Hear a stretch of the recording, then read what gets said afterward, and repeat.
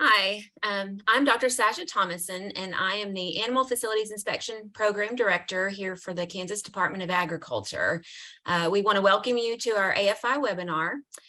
Since October is National Domestic Violence Awareness Month, we wanted to focus on how domestic violence affects pets in the household. So for the next 60 minutes, we'll be focusing on human and pet welfare.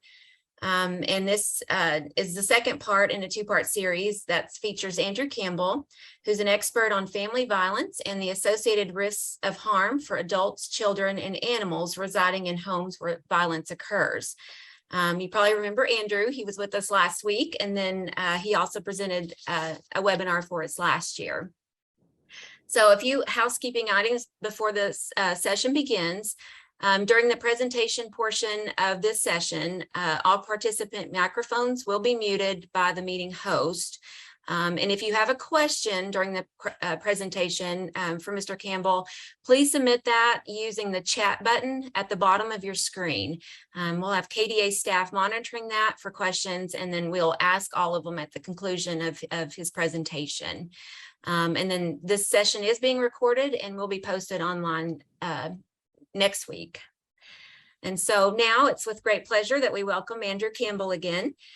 He is an expert on family violence and the associated risks of harm for adults, children, and animal companions residing in homes where violence occurs. He utilizes data analysis, cross-discipline collaborations, and a personal perspective as a victim in childhood on violence in the home. And he provides education for agencies around the globe and assists in developing more efficient and effective community responses to physical and emotional violence. He's had several recent publications in major academic journals. And that includes his analysis of nearly 10,000 first responder reports and observations from the scene of domestic violence incidents, and are among the first in academic literature to use law enforcement data to quantify risk of harm and injury in homes where domestic violence and pet abuse co-occur. And so welcome Andrew, and let him get on with his presentation. Thanks. Thank you. And thank you to all of you for the opportunity to speak with you again. Last week I was speaking there from where I'm based in Indianapolis, Indiana. I'm actually presenting this week in Minnesota, so I'm actually coming to you from your time zone this time. I had a little interesting morning. I knew I was going to be out here and had plans in place to be able to speak virtually still today. But then, of course, the internet went out in the place that I was supposed to be speaking. I was in a bit of a scramble. I literally just put my computer on my back, and my backpack was walking around, but connected with a really great group of people here that have allowed me to use their facility to speak to you today. I knew one way or another we would get this in. So thank you very much again for the opportunity. If you haven't heard part one, I would encourage you to do so. I'm going to kind of just treat this truly as a part two and not really recap that. But I talked a bit about my own life and again, just my passion for this work and looking at the overlap of different forms of family violence. Again, when we say family violence, we're talking about abuse and harm in the home. We're talking about child abuse, partner abuse, pet abuse, elder abuse, again, that violence and harm in the home. I want to shift a little bit for today's talk and talk a little bit more about the practical side of why it's important to collect animal cruelty data, not just for concerns to animals, which is important too, obviously, but for humans in our communities as well. And also look at some of the agencies out there that can help. Again, as I said, I really believe we can't best help humans suffering abuse if we're not including their pets and the animals they're connected to in the process. So I see it as critical. I'm going to start today by sharing just some kind of findings from one of the projects I'm doing, again, across my home state of Indiana. In this particular project, I'm partnering with Prevent Child Abuse Indiana, with animal control and law enforcement agencies across my state, again, and looking at overlap regarding some of these issues. Before I show some maps, and this is from a spatial analysis as part of that project, I want to show you kind of a timeline that I've started to develop as I've looked at police reports for domestic violence, and again, thinking about how these issues overlap in these homes, and how that can often look. So again, a family violence timeline. These were this is based off the thousands of partner abuse incidents that I've reviewed. Again, I've seen the same patterns in other states, but I developed this in particular off the ones I noted in Indianapolis, where I'm from. And you'll see just kind of, again, a sample timeline. What's interesting, or I think we may have mentioned it in the first half, but what I noted when looking at police reports for partner abuse is on average, and we know obviously many victims of domestic violence, of partner abuse, never involve law enforcement. It's estimated only about 1 in 4 do, and that's just for physical and sexual violence. Obviously, we know emotional abuse is domestic violence too, rarely, very rarely reported, at least in this manner. But on average, victims of domestic violence or partner abuse who do report on the 10th incident. So that means if there's a police report for partner abuse in the home, there's already this pattern of abuse that's probably well on its way. What's really concerning and worth noting is if pet abuse is a component of partner abuse. And so to find that, I looked at, again, police records for partner abuse, where the perpetrator of partner abuse also has a history or is reported to commit acts of animal cruelty. In the first half of this talk, we talked a lot about why that's so concerning and should certainly be a red flag. But was even another layer of that concern is that on average, victims of domestic violence will report on the 10th incident. But if pet abuse is a component, so a pet abusing partner abuser, victims will wait to make that first report until they experience 20 to 50 incidents. So we were already concerned with this idea that we've already got 10 incidents going on, and then we get the first call. But again, now imagine 20 to 50. You're thinking again of risk for everyone. So even if children and pets aren't the direct target, in this case, obviously the adult and pet are, but even if children aren't the direct target, it doesn't mean they're not significantly being harmed by witnessing and seeing others around them be hurt. I kind of consider this the period of critical delay. So again, on average, 10th incident, we get a call. We're already worried about that. But perps will often use, in my opinion, animal cruelty to delay that call. And it seems to be very effective in making victims wait till they experience 20 to 50. It's this period of critical delay that I think is an extremely high risk time for children and pets. Again, we talked last time, I hear perps targeting children and pets as a means of kind of changing things up.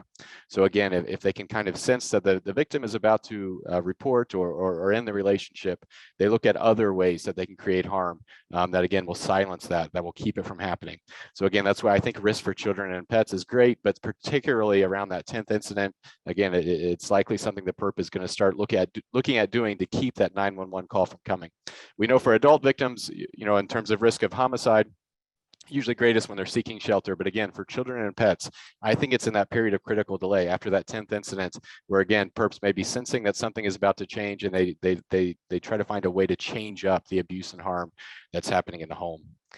As I said, looking at that and thinking about it, again, I think it just speaks to the importance of understanding that obviously we're concerned when partner abuse is occurring or domestic violence, we're concerned when animal cruelty is occurring. But again, when both are occurring in the home, risk just seems to increase exponentially for all in that home. And even for those in the community, as we talked about a little bit last week. Another way to observe it, again, is from my project, as I said, with Prevent Child Abuse Indiana, where we're actually mapping these things out. So here is, and I think it's something that's interesting to do if you're thinking about your community, how often do these types of issues overlap in my community? That's what we're kind of exploring. So utilizing police data, and again, these are different data sources, but police data, domestic violence calls over a single calendar year. You see that there for Marion County, where Indianapolis, Indiana is located. Separate data source, animal control runs. And so this is not just animal neglect or animal cruelty, any kind of animal call. Because what I found is there seems to be an interesting correlation even between dog bites and reports of domestic violence in that home. Again, a study or a project that I'm just starting now with an awesome colleague in the Denver area, and looking at this, what looks to be a pretty compelling overlap between even a report of dog bites and then maybe a report for domestic violence within a 3-year window. So I think it's important to note, again, I talk about the links with animal cruelty, but really any animal type of incidents. Now, dogs can bite and it not be related to them observing abuse in the home or being abused themselves. But again, sometimes it is. I'm also even thinking of stray animals. Sometimes pets are escape artists and they just get away. Other times they run away because they're not being cared for. They're being neglected. And we talked about last time, if we know pets are being neglected, the intertwined well-being of children in that home means the children are at risk for suffering the same outcome. Also, if pets are just escaping, again, I talked about that scenario too last time, that at least in that study that I looked at animal control reports, in some cases, children were found wandering too out of that same home. So again, we start to think about what's going on here and what could be occurring. But these are not just population density maps. So we don't just see the same we don't just see the largest amount of dots where we see the most people. There does appear to be some interesting relationships here that I'm continuing to explore. Another community in Allen County, Fort Wayne, Indiana. Again, you see the dispersion of domestic violence over a year on the left, and on the right, animal incidents. And then finally, Boone County, Indiana. Again, these are not just straight population maps. There really does appear to be, a connection here between where these events are occurring. I always try to be mindful of protecting victims. So I've got the dots pulled back far enough where it would be difficult, obviously, to identify a specific address. But the reality is that in many of these cases, it's not just dots on a map, but these are occurring in the same home. So here again is a pattern that was represented by dots in one of those maps, but you can see the DV calls followed by the animal calls, and then a different household where we saw the animal calls followed by the DV calls. Again, you can see the bite in there too.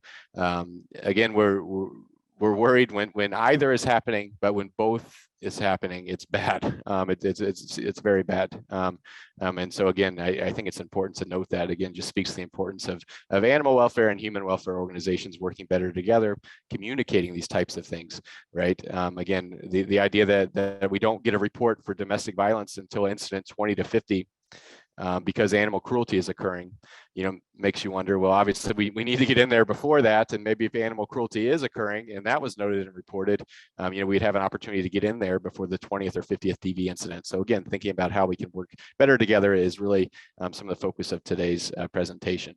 Another piece that I wanted to touch on, and I talk about it often, is how the pandemic has impacted all of this stuff, particularly the reporting that we kind of have already spoken about so far here in the lunch hour. So here's a paper I published. Any of my studies, if you weren't with us last week, any of my studies or papers I make available for free on my website, which is just campbellresearchandconsulting.com. You can click on the research link. This is also open access, so if you just wanted to Google this, you could download it for free. But this was a follow-up to an initial paper I wrote kind of predicting what would happen during the pandemic in terms of family violence. And this is as I started to see some data, kind of followed it up with this. But I want to make some points based on the things that what I've kind of laid the framework for, and talking about how the pandemic has impacted some of this as well. One of the things I talked about in this paper, and I talked about before lockdown started, and I continue to think is, unfortunately, when, I've obviously been very supportive of the need to slow the virus, stop the pandemic, but I always get concerned in public health when we put too much attention on one issue without fully appreciating how it's going to affect other issues. Bad things happen. The reality is, and one of the main areas that I focused on in this paper is exploring natural disasters and what happens to family violence, all forms of abuse during those, and kind of compared that and predicted, saying that I would assume that's probably going to be something similar to what we see during and after the pandemic. And unfortunately, there's a lot of similarities there. Again, it's not that taking actions, obviously that are needed during disaster is important, but again, forgetting and not fully appreciating how that's going to affect other issues can cause a lot of harm. And unfortunately, I think we're kind of seeing that play out in many of our communities. When I looked at natural disasters again, and just thinking of it as a comparison, I was doing this particularly before we started to see some of the pandemic data coming in. Pretty scary stuff. Anytime you look at a natural disaster, it's really hard to find, and I to date really haven't found any natural disaster where family violence doesn't seem to significantly increase after it. Now, over there on the left, it's not just, like a flood causes an increase or an earthquake. This is across the board, any type of disaster. So that makes me think it's more about the characteristics environmentally and in the homes and in the communities that are created by these events, that increase stress, that limited resources, that it's those characteristics that seem to increase this risk for abuse. Again, many of these characteristics present now and throughout the pandemic. Again, looking at those numbers and being just quite alarmed. The reality is this disaster tends to always further disparity. So any issues that we're concerned about or that we're struggling in before resources become even more limited, obviously we're in even worse shape. And unfortunately, again, something I think we're seeing play out in many of our communities, not just in the US, but around the world. So talking about, I noted those maps and looked at some of that reporting type of things, talked about the overlap there in reporting. Well, how did the pandemic impact that? I've looked at reports in a lot of different communities, but here's some visualizations. So again, looking at, this is police reports, domestic violence battery, Bloomington, Indiana, southern Indiana. It's down there where Indiana University is located. or at least its main campus. But you can see 2019 there, the reports coming in by month for domestic violence. And then what was interesting in 2020, looking at that particular period of lockdown from March kind of into May, and in June when lockdown started to lift, we see reports start coming back up. I've noted a very similar trend in many communities where we saw reports coming down and then going back up. And one of the things I like to point out is, again, if domestic violence was truly going down and wasn't occurring during periods of lockdown, that would be something to celebrate. But we know that homicides were increasing, as you see these dramatic increases in fatal incidents throughout that time. So it doesn't really make sense to me that while fatal incidents are increasing, that non-fatal ones would be going down. So again, when we're seeing that drop in reports, it concerns me, because not that domestic violence stopped, but rather it wasn't being reported. One of the things that I think can help explain that is considering a report source. So when we think about domestic violence or partner abuse, think to yourself, who reports it? And again, I might put someone on the spot if we were in person, but it's your lunch and we're not in person. So I'm gonna give or not put you through that this time. But generally, at least in my studies, it's the adult victim themselves. It's about 70% of the time that it will be an adult victim themselves that report the abuse. When would that been safe to do during lockdown? You're trapped with an abuser, very limited opportunity to get away. I can think of examples where adults did report domestic violence during lockdowns, and in one case in particular, the woman was very lucky to survive. She had thought the perpetrator had passed out from drinking on the couch. She tried to call 911. She'd been in a very bad situation. He wasn't passed out. He jumped up and chased her through the house, and she describes really a terrifying assault and strangulation, and very fortunate to be alive. So again, victims probably not reporting because it wasn't safe to. Look at the similar dip we see in reports of child abuse during lockdown periods. So this is for the whole state of Indiana. Overall reports of child maltreatment. Again, there's still some speculation from some that maybe child abuse really did go down. But again, thinking about conditions of abuse, similarities between natural disasters and the pandemic, and we know these types of things go up. I'm more concerned that it wasn't that abuse stopped so much as that it was hard to report. I already talked about adult victims, report domestic violence. Who reports child abuse? Think of that to yourself. Who is the report source there? And the answer is, at least what's reported here in the US, that schools are a major report source, 25%. We see legal law enforcement, social services, medical personnel, friends, neighbors, and family. And again, thinking through the pandemic, thinking through lockdowns, when schools stopped meeting in person, legal and law enforcement, many of those things were kind of changed. Social services were suspended in many communities. A lot of families were scared to go to the hospital. They were afraid they could contract COVID-19, or that the hospital would just be so overrun that they wouldn't be seen. So essentially, all of these entities and agencies that report child abuse often with limited contact. So again, I think it can help explain that drop potentially in child abuse. We also know, again, here's an example from Indiana. It's not unnamed Indiana. There's a county that I just suppressed that information from.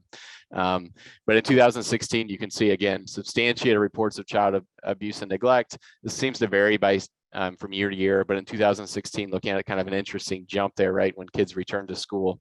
Again, school is often a key report source of child abuse. And again, during lockdown periods in the summer, there may be less opportunity to get some of those reports in. What do you think happened to animal abuse reports? So again, we know at least during periods of lockdown, we saw domestic violence reports come down and then go back up. We saw child abuse reports come down. What happened to animal abuse? What's interesting to note is I don't see that dip, not the same dip that we see in the other forms of family violence. And again, like I said, I think I've gotten to where I am, and what's been helpful for me in my own life is not so much focusing on what I don't have, but thinking about what do I have and how can I work with it. And so that's why I bring this up. Because again, if we're in a period where we're not getting reports of domestic violence, we're not getting reports of child abuse, there's a good chance we're still going to get animal cruelty. And if our community understands that when animals are at risk, humans are too, and vice versa, we can work with that. So again, when we've got animal cruelty reports coming in at a time when we're not getting DV or child abuse, it's something to pay attention to. Because again, I think, as I said, it at least from a pandemic standpoint, it was a lockdown-proof form of reporting. Again, I think it gets back to who reports. So think to yourself, who reports animal cruelty? Again, adults report domestic violence. Children are dependent on outside agencies to report child abuse. Who reports animal cruelty? 89% of the time, at least in my own study, and I've seen this number in the evident in the data I've collected throughout the state of Indiana, 89% of the time it's a neighbor. So while only 12% of child abuse reports come from a neighbor, and only 8% of domestic violence reports come from a neighbor, neighbors report as much as 89% of animal cruelty. So again, we're thinking, why wasn't it impacted by lockdowns? Well, it's because the people reporting were even more likely to be in their home. You know, neighbors were still there, still opportunity to see these things. If humans were spending more time in the home, that might mean animals were spending more time outside. Again, I think it's so important to note, if we're working together, if we're understanding opportunity here, if we're still getting these animal cruelty reports, it gives us opportunity to still be able to probably better estimate what's happening to DV and child abuse. Again, many times these issues are interconnected. It also provides opportunity, right? So if neighbors don't report child abuse or domestic violence, but they will report animal cruelty, again, we have to use it. So what I often say with animal welfare organizations or animal cruelty agencies in particular, when you're getting a call and a neighbor is reporting animal abuse, realize it might be our best and only chance to ask that neighbor about humans in that home. You know, we can't just assume that they'll call and report, because they don't. They report animal cruelty. They don't tend to report domestic violence or child abuse. So again, if you've got someone calling in to report animal cruelty, a great time to say, well, do you have concerns about children or adults in that home? And again, not expecting the animal control officer to run in to have to take action to protect those humans, but ensuring that that information is passed on to the proper agencies in the community. Again, as I said, I see it as an opportunity to expand our nets and cast a wider net when we understand how interconnected these issues are, and that if we're getting one, it probably means the other is likely to be occurring as well. Another way to kind of further explore this, again, this is actually a new slide. I've never shared this before. The project I'm describing is ongoing, and I'm working with a new community in Indiana now. But interestingly, when we look at how reports have continued after the pandemic and now on into 2021, as I said, domestic violence, we saw it kind of come down initially and then climb back up in 2020. Interestingly, in some Indiana communities, while domestic violence shelters may have had fewer calls, resources such as 411, we're seeing an increase. I also think that if more texting options had been available for victims of domestic violence, we might not have seen that lag, because again, it would have been very unsafe to make a voice call during lockdown with the perp in the home. But if you could text something, if you could call something that was maybe a little less obvious, that might have still happened. But again, we see those numbers climb in 2020, go up in 2021. And looking at law enforcement involvement in CPS and using that as a marker for CPS reports in the same community, again, we see them go down in 2020 and interestingly stay down in 2021. I've also seen other national numbers estimating the same thing. Again, I get concerned to say that means child abuse is going away.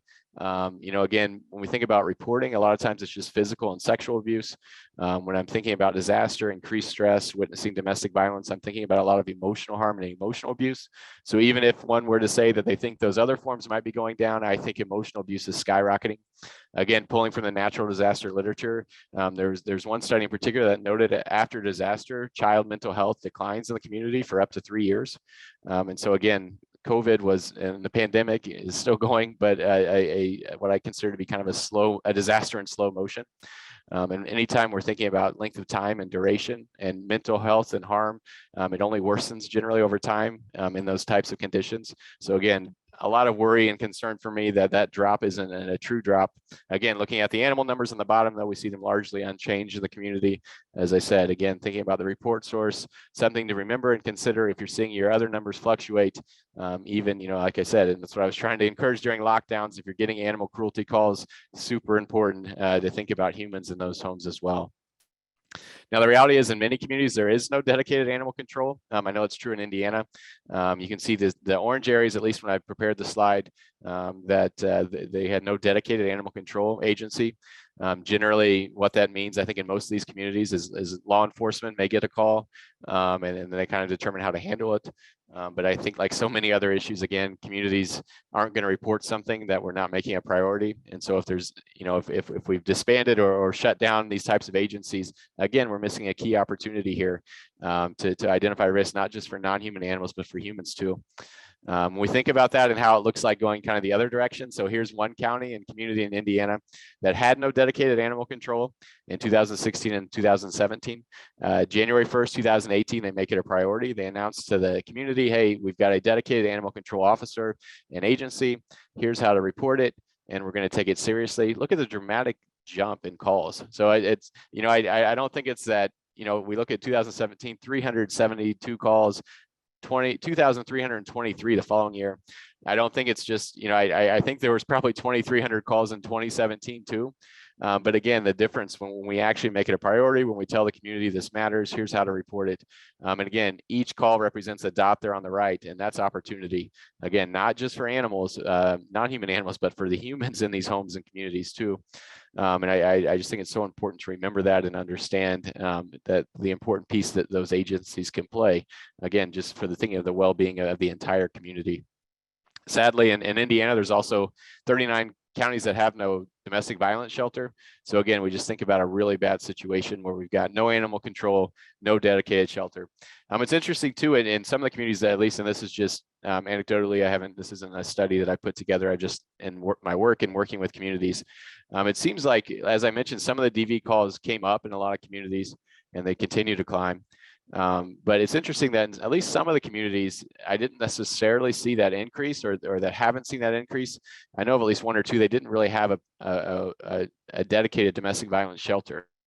And so it kind of makes sense, right? If disaster strikes and you don't have something clear planning in place, you know, it's going to an odd time for people just to blindly trust you. So if these agencies and entities and organizations aren't in place before these types of things occur, yeah, again, it doesn't mean that domestic violence isn't happening. I believe it happens everywhere. I mean, unfortunately, it's something that impacts both sexes, all races, all ages. You know, it can occur in any home, regardless of income. I mean, it can occur and happen anywhere. And so when we don't have things in place, again, victims take a great risk when reporting, and it would probably feel like an impossible risk to report in a community where there seemed to be no interest or really sincere, dedicated action or plan in place before these types of things occur.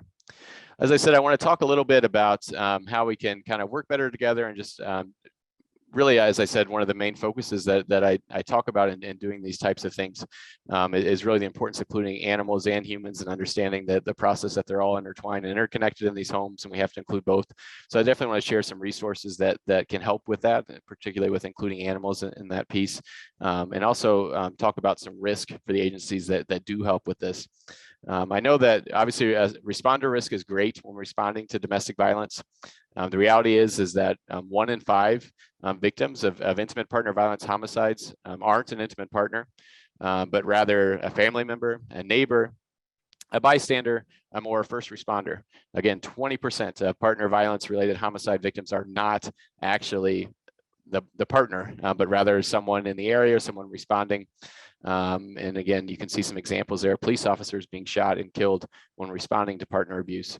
One of my papers I published last year kind of explored the idea that, I mean, we already know when it comes to single types of incident, there's no single type of incident where more police officers are shot and killed than when responding to domestic violence. So high risk for them, we know that. I was looking at the idea, again, we know animal cruelty in the context of domestic violence increases risk for all in the home. We also know there's a risk for communities. We talked about mass shooters and things such as that last week. I was curious to see if it increases risk for responders too, and that's what I looked at in this paper. Kind of set up the same way that the other paper I shared last week, but just looking at some kind of different characteristics, and I'll note the characteristics that are selected for this. If you look at perpetrators of police shootings, or people who have shot and killed police officers, the characteristics that I'm noting there are very commonly reported among that subset. So again, not just random characteristics you see reported here, but actually many of the ones that we see commonly reported among individuals who do shoot and kill police officers. Just looking at suspects just in general, and this was a study I did here in Indianapolis. Nearly half, about 47% of these perpetrators of IPV have mental illness and or substance abuse. Jumps all the way up to 74% if we just know one thing, and that is that they also harm animals.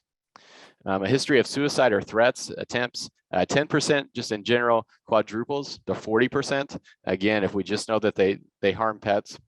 So I say it's such an important question to ask when we're thinking about domestic violence and estimating risk for those in the home, those in the community, those responding. Again, we're worried about it no matter what, but especially if animal cruelty is a component, it seems like we should be even more worried. Access to a firearm, 31%, jumps to 68%.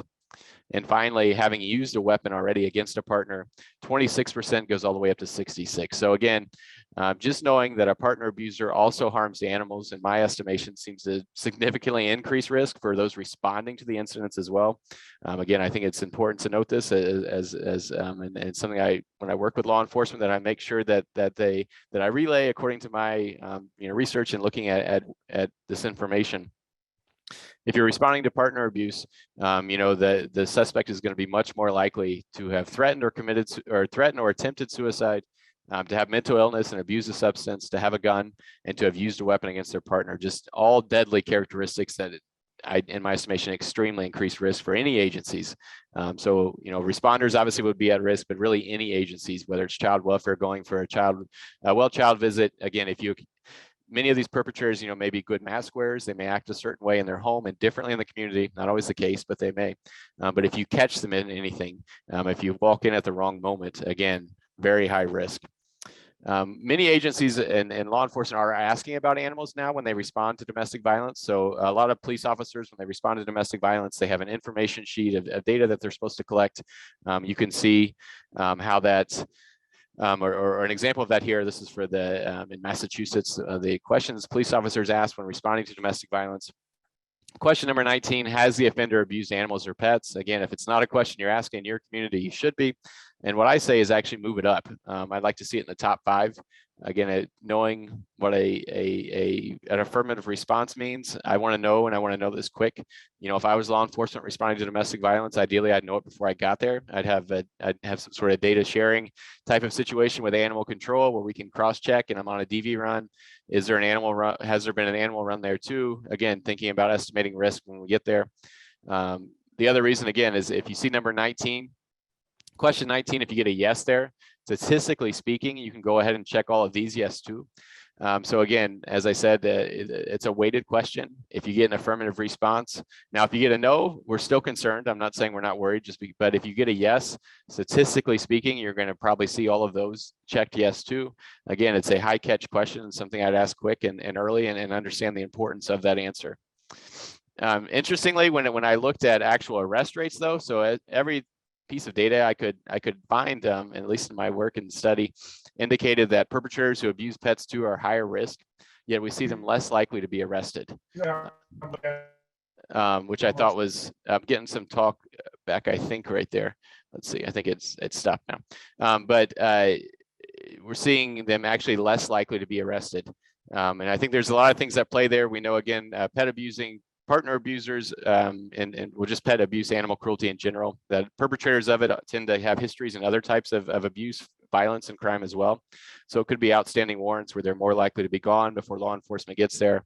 But another thing that I worry about, and something I wanted to bring up and point out, last week we talked a little bit about how victims appear on scene when police officers respond. How do you think pet abusing partner abusers appear on scene? So law enforcement responding to a call for partner abuse, suspect also has a history of pet abuse. How do they appear on scene? They are statistically more likely, at least from my study and my work, to appear calm, apologetic, and crying. Significantly more likely to appear those ways than non-pet abusing partner abusers. And I think that I'm not saying that's why they're arrested less, but I think it's important to trust the numbers rather than what you're seeing.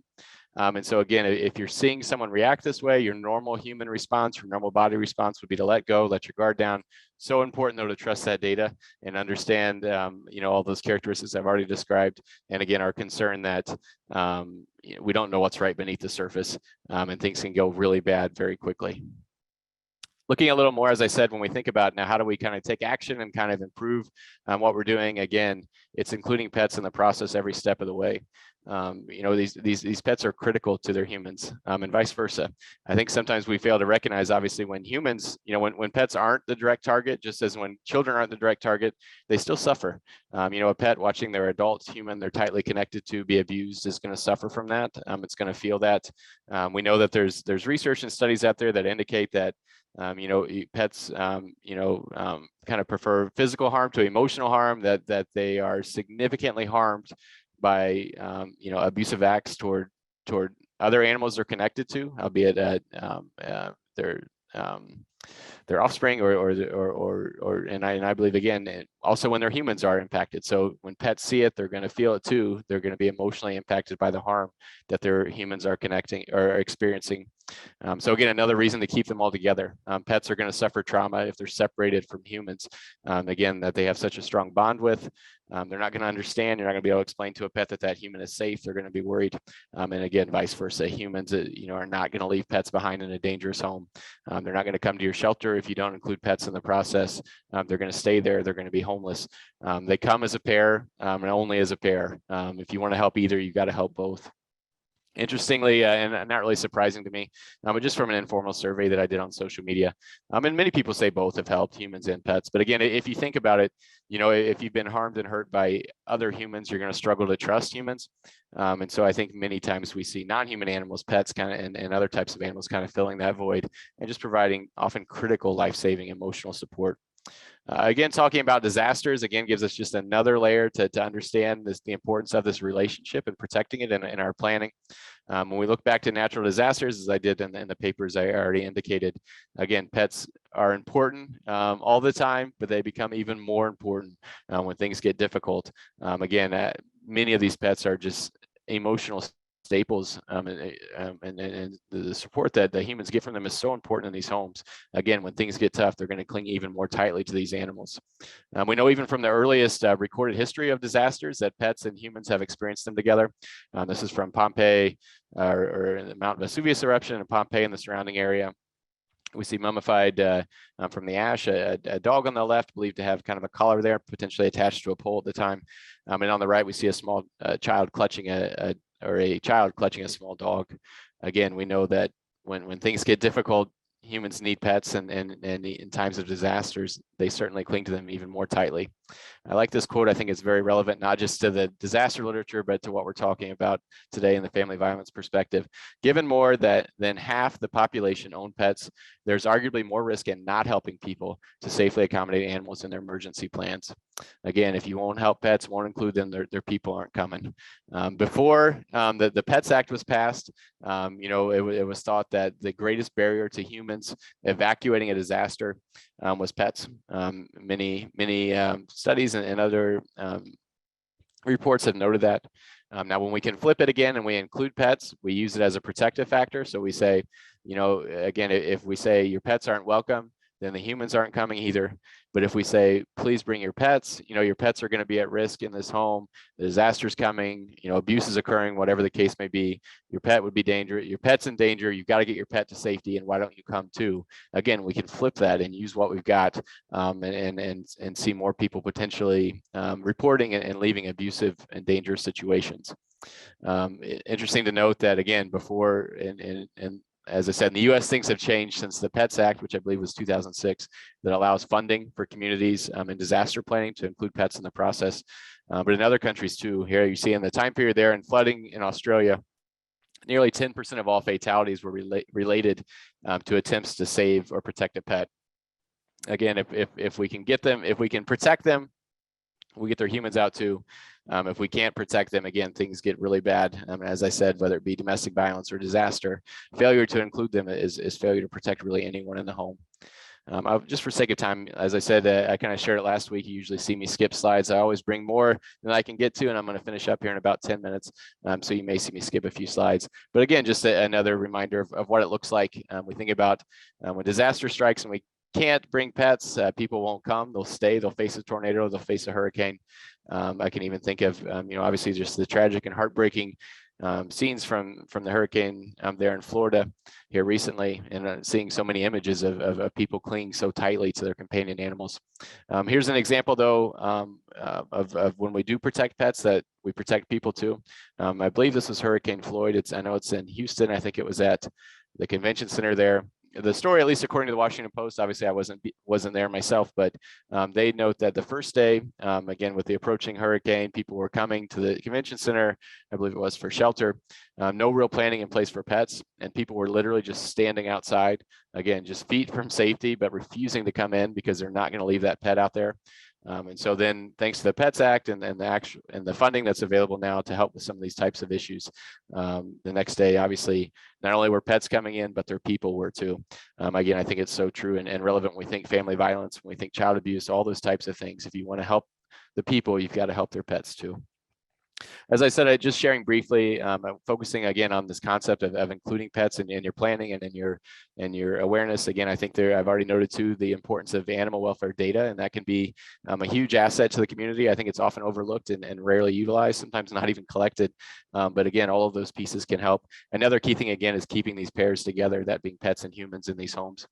You can see a domestic violence shelter here that this was actually I think the program was through Red Rover, where they were able to provide a pet-friendly area for pets. Prior to that, no pet options there at the shelter. Again, I think as more and more domestic violence shelters allow pets and have options for pets, particularly if it's on site, they tend to fill up immediately. There's such a need for this area, including pets in the process, that again, it's not like these things sit empty for long. As soon as they're there, they're filled. There's so many people that are out there. There was an international study that noted among pet owning victims of domestic violence, 78% said just having a safe place for my pet would make it easier to leave. And again, when we think about just the harm that occurs from staying and living in an abusive home, not just physical or sexual abuse harm, but also emotional harm for all in these homes. Again, if we can do anything to get these people out of there earlier, to get them to report earlier, to catch these things earlier, it certainly matters. And this is a big one, including pets in the process. Other organizations that can also help, I mentioned Red Rover, Sheltering Animals and Families Together has some great free resources. Allie Phillips does a wonderful job with that program, something certainly to check out. Also a program I just became aware of. I was speaking in Kansas City, Missouri, a couple of weeks ago. I met one of the founders of Bestie B&B, which is a really awesome networking system that also can be a resource to help provide protection for animals in these types of scenarios and in other scenarios too. Again, we like to see pets on site with people when possible, but certainly fostering options and things such as that can also bridge that barrier. Again, at least knowing that the pets are safe can be helpful to these humans. Again, ideally, what I often say to agencies is if you want victims of abuse to truly believe you're in their corner, then you have to let them bring their corner with them. And usually their corner is their pet. That's the first person they told the abuse or about the abuse. That's the first being, that they disclosed to, that's been there often with them throughout it, has also witnessed it, seen it. These human and animal pairs have cried together, they've hurt together. They certainly deserve the opportunity to heal together and be safe together. So again, finding ways to include, I believe it to be critical in the community. As I said and shared more about last week, Shelby's love and support was certainly life-saving for me through my own just emotional harm and from my experiences in my home. Again, never the direct target, and it wasn't physical or sexual abuse in my home. It was emotionally abusive, emotionally neglectful, emotionally harming behaviors that I witnessed. And then again, as I said, for children, even if you're not the direct target, perpetrators don't get to pick and choose who's harmed by their acts. You can't say, well, and I've heard perp say this, well, I only harmed their mother. I would never harm the children. Again, you don't get to pick and choose. The well-being of all in these homes is so tied together. If you harm one, you harm them all. Shelby, as you see pictured there, his support was life-saving to me. A key aspect for children, I've been thinking a lot and working a lot on the idea of breaking these cycles of abuse that often occur. Unfortunately, the heartbreaking reality is we see many kids grow up in these homes and go on to commit these same acts themselves. The reality is, obviously kids from a very early age, they're kind of forming their expectations for current and future relationships, for quality, for what those relationships should look like, what they should feel like, from what they're seeing. And so when they're living in an abusive environment, they're learning to see abuse and violence as normal. Pets can provide opportunity. I really believe it to help children see that maybe normal isn't normal. And that's such a key point, at least in my own experience, and then I think for others too, in terms of ending these cycles, is seeing that, and if all you've seen is an example of a harmful relationship, again, that's probably what you're going to go on to take on yourself. Again, I view Shelby's love and support as life-saving for me. When I was so scared to have kids myself, and I think many victims in homes are, this idea that, I don't want to cause the same harm for my kids that I feel my father has for me. And so, I just was afraid that I would ever have kids. But then when I began to get to a point where I did want that, I thought back to this relationship, and I realized, I do have a blueprint for what healthy looks like. And when I think about my relationship with my kids, and something I certainly cherish and treasure, I miss them when I'm not with them every day. But I think back to that relationship for my dog, I certainly credit it. I often say, Shelby, he got me through the worst, and he certainly has a paw or 4 paws in all the good today. I would not be here if not for him. I had him, but again, many of these families, many of these people get separated from these animals, and I think literally, I think it's so critical. I think it literally can change the whole outcome, not just of one life, but of generations, of communities. Just this simple idea of keeping that emotional support together, system together. We don't want abuse to occur at all. Obviously, any form and all types of abuse are wrong. Any amount of abuse is too much abuse. That's why I work to end it all, because any amount is too much. But again, I think it's so key. I look back and I remember this dog and that love and that support, and I'm telling you, that's the only reason I'm alive today, and it's the reason I get to enjoy so many things I'm thankful for today. I wrote about a lot more on the pet piece. If you have interest, I shared it last week, but in my book that was out came out about a year ago now, but it's available as an ebook or on Amazon or other bookstores if you have more interest in some of that area that I spoke about a little bit today. Also, contact info here, feel free to connect on social media, send me an email. Again, I so appreciate the opportunity today. A little bit of a crazy morning, as I said, trying to literally with my computer on my back with no idea where I was going to end up, but just thankful for the opportunity, the kindness of the place I did end up in, and just the opportunity to speak with you all today. Obviously, stick around now to see if there's any questions, but also feel free to email me if you'd rather do it that way as well. But again, thank you for your time and your attention today. Great. Andrew, those were terrific questions. And answers that you've given us as you work through things with your data. Question came in. A lot of our license holders here through the Kansas Department of Agriculture live in rural communities with it, or smaller or suburban communities. The question is, a lot of them have first responders that are that front line, and you showed some disturbing data on first responders with that. How can we educate or train first responders in some of these incidents? So a very good question. And so that's part of my reason for writing that paper last year. I'm trying to highlight areas where I do think there's opportunity for growth and education. And I think that is an area that it's not, I don't think that law enforcement just in my experience, I don't think it's not that they're not interested, but I think sometimes that connection is just kind of missed. And so I think a really obvious way to show it again is looking at what I said in that paper. And again, that paper's free. You could Google that or download that for free. But just again, that idea that obviously officers, I think again, they care about these families and these homes, but helping them understand that it's their risk too. What I say is when you take into account risk to animals, when you're responding to these types of issues, you're likely to save lives, and one of those lives might be your own.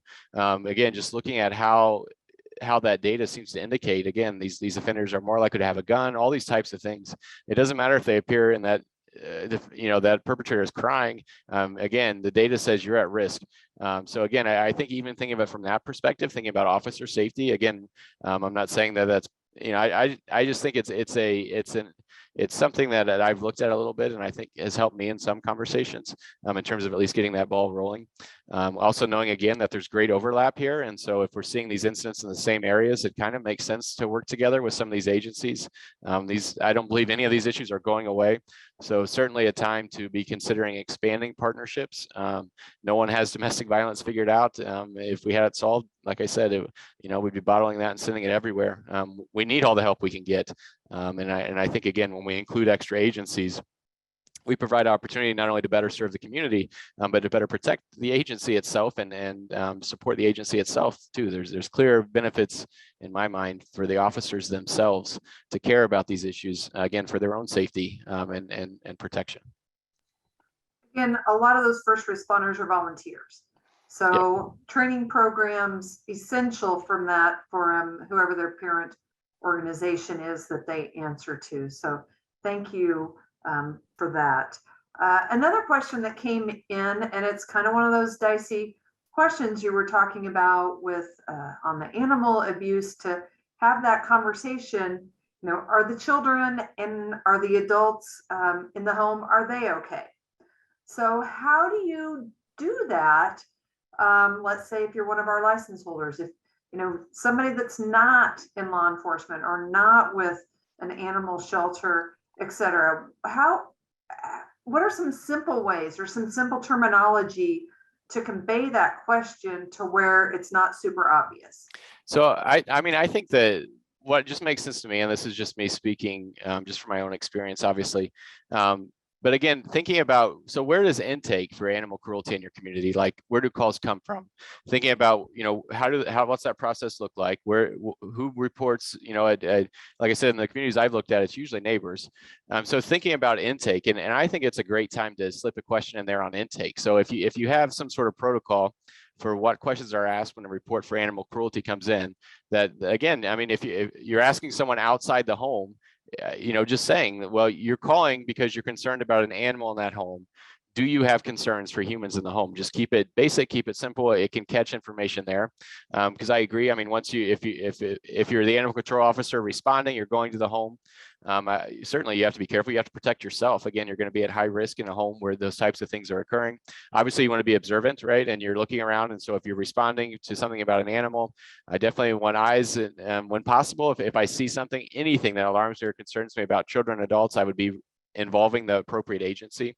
I often say, I really think there's good reason for any time an animal cruelty involves a child in any way. I shared my study last week, whether it be a child reports it, a child witnesses it, a child commits it. Again, the idea of potentially involving some sort of mental health, child welfare type resources. Again, not to just, some people kind of wrongly assume child welfare not just coming to take the children out of the home, but rather to support the child and family. Again, these things are very emotionally damaging for kids. And so even if a child just witnesses or reports, they're probably in need of some help too. And so thinking of it from that perspective, but I like the idea of when you go, just take it from the start, and whatever your intake looks like, and I know other organizations have started doing that across the US, just add a simple, or at least have said they were going to. I haven't seen any data or information come back. Just think about asking it right away. Like when you get the call, if someone calls to report animal cruelty from outside the home, and that's usually what's going to be, just ask and say, hey, do you have concerns for humans? And then again, it's involving the proper agency through kind of a cross services report. Just my vision of how things could go a little better in that area. Talk about that cross reporting and communication with it. We have a number of our license holders logged on today. We have a number that will view this in the future. So a lot of small town interaction, communication. How would you suggest, or what would you suggest to our license holders that have watched this information on the 2-part series, bring this up to their law enforcement agency, their local sheriff, their animal welfare folks, that there was some great information? How do you bring that up without being pushy or really being forward with it? But hey, it was a great seminar. I think you guys would benefit. What are your suggestions for our licensees on bringing up this issue and how they mesh together? So I wish I had just an easy answer for you that this always works, but it's always a changing formula for me. The reality of it, every community is a little different. Every person's a little different. Every agency is a little different. I've certainly learned that you always have to speak the truth and you sell the same message, but you have to say it in the language of the discipline or agency you're speaking to for it to be grasped. So that's why I'm looking at this from as many angles as possible. So I'm sharing the idea of if they found the seminar helpful, that it could be a resource that could be used. Even noting again, why is this agency need to care, right? And so I think that for me, that's helped me in my mentality when I'm approaching it is, if I'm talking to child welfare, I'm talking about, just key aspects that involve that. So I know that there's a lot of data out there looking at child sex abuse and that offenders often target animals to reduce or to again, silence those reports. So we know that's a key area. We know that pets and children, that relationship and bond is critical. If I'm talking to law enforcement, I'm talking about risk to officers when they respond. It's a new study, it's a new paper, so it's something that might be of interest. And just the idea again of something as simple of asking about pets could literally reduce risk for your officers. Just thinking about it and how do we again, and like I said, I've got a lot of information out there on my website. If you go to campbellresearchandconsulting.com, again, go to the research tab, and I've got at least 12 to 15 different papers that are written. I've written 3 for the National Sheriff's Association, so more of a law enforcement type of perspective. I wrote for USA Today. I've written for I've tried to write it in as many different ways and say the same thing in as many different ways I can. And so I think that's the key. I also have other resources that if someone were to email me, I know I have little cheat sheets that I made for local police departments that had interest. That again, it's just what it literally is like 5 small pictures with just like says something that if partner abusing perpetrators of animal cruelty are more likely to have a gun, like just something simple and easy. I know that police departments have liked that. Again, you've got to speak in the language. The whole point of reaching out is being heard, and you're giving a good message and you want them to receive it. So it's figuring out, and sometimes that's extremely tricky, but figuring that out, and certainly anything I can do to help in that process, I'm here for, and we'll be glad to. Something you could email me. And like I said, I have some of those cheat sheets that I know I've got them somewhere. I might not be able to make it happen today, but I can track them down and get them to you. Great. We have a couple minutes left. And if any of our participants have a question they would like to ask, if you will unmute your microphone, I will call on you and you can ask your question live with it.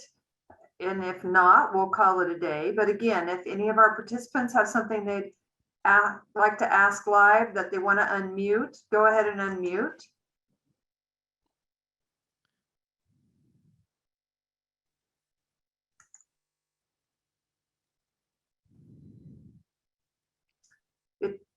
Doesn't appear like we have any takers on that, but that's okay. It's a sensitive subject, and we know that it's not always easy to ask things live with that. Andrew, thank you very much for your time and your expertise and the data that you have shared with us over the last 2 weeks. With that, Dr. Thomason, I will turn it back over to you.